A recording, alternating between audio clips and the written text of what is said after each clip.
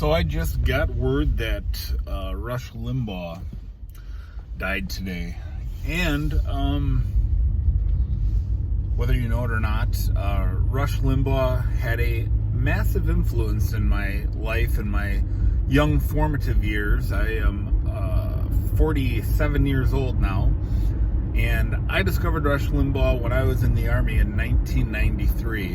And I was a soldier under the command of Bill Clinton. And I learned a lot from Rush Limbaugh. And almost all of it was good. After I was turned on to his radio show, I read his book called See, I Told You So. And that is the first thing I had ever read that made me question everything around me. I grew up musically. I was listening to music at that time. I was listening to rappers. I was listening to Public Enemy, Fear of a Black Planet. I was listening to a lot of rappers who were talking about, and this was back in the 90s when rap was real and it had a message. It wasn't all about, money and hoes and all that crap.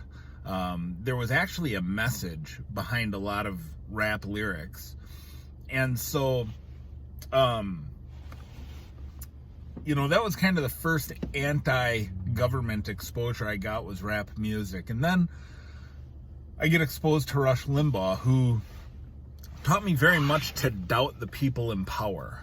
And obviously conservative, and I lean conservative also. And so the problem with people like Rush Limbaugh is, as an ideologue, I was starting to notice after Clinton was gone and Bush came into power that the other side could do no wrong. I was no longer supposed to doubt the motives or intentions of the people in power once it was the people who agreed ideologically with me. And I've learned over time that is incorrect. That anybody who has a desire for power should be doubted, scrutinized, and questioned very closely. And so I stopped listening to Rush Limbaugh probably 15 years ago. And I really stopped listening to all conservative talk radio around that time because it's an echo chamber.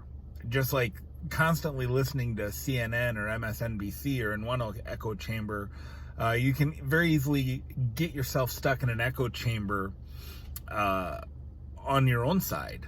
And you have to recognize that. So I have a rule that the people who I listen to politically, I give their opinions no merit if they have no legitimate, valid criticism of people on their own side. Just like the Never Trumpers are hardcore ideologues, the people who thought Trump could do no wrong were also ideologues. And that's just one example. So here's the most important thing that I think we can learn from people like Rush Limbaugh, especially today after he's died, is that there is no hope for us in the government. The government can't offer us any solutions or salvation. It is appointed unto man to die once, and after this comes the judgment. And that's Hebrews 9:27. And that judgment, when you stand before God, you stand before him naked, and your ideology doesn't matter. Your money doesn't matter.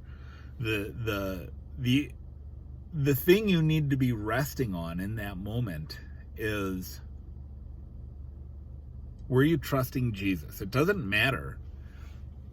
Conservative Republicans like Rush Limbaugh, and I have no idea where the man stood spiritually. I don't know if he was a believer in Jesus Christ or not, but many conservatives make the mistake of believing in God without ever trusting Christ.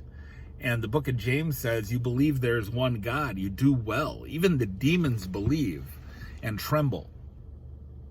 So demons who hate God have enough sense to tremble at the thought of judgment. And yet conservatives think that it is sufficient to believe that God exists, to be against atheism, to be against abortion, and to hold all these correct political, ideological, and maybe even theological positions without ever having repented of their sin and put their trust in Jesus Christ. And so if you're a conservative Republican, or if you're an atheist, or if you're a hardcore Democrat, or if you're a libertarian, or you're an anarchist, I don't know why I threw atheist in there, but atheists need to hear this too, that no matter where you stand politically, that you will stand before God, and the only thing that's going to matter is, was your sin forgiven? Do you stand in your own righteousness, or do you stand in the righteousness of Christ? For he who knew no sin, Jesus Christ, became sin for us, so that in him we can have the righteousness of God. So I implore you today to look for the righteousness of Christ. We have no righteousness in and of ourselves that is sufficient for salvation. Our government cannot save us. No leader can save us. No movement or party can save us or forgive us of our sin. Christ alone. So turn to him today, repent, and live.